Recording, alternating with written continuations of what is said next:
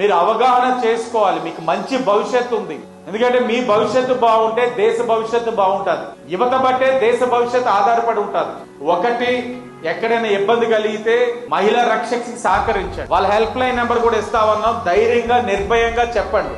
మిమ్మల్ని ఎవరైనా ఇన్ఫ్లుయెన్స్ చేసి ఇబ్బందులు పెట్టి ఇంకేదైనా ఇబ్బందికర పరిస్థితుల్లో మిమ్మల్ని నెట్టేయడానికి ప్రయత్నం చేస్తే పోలీస్ డిపార్ట్మెంట్ కి సహకారం తీసుకోండి. వాళ్ళు కూడా వాళ్ళ హెల్ప్ లైన్ నెంబర్ ఇస్తారు. ఈ సహకారం తీసుకొని మీరు మీ భవిష్యత్తుని పాడు చేసుకోకుండా ఉండాలన్నది నా తాలూకు ఆలోచన.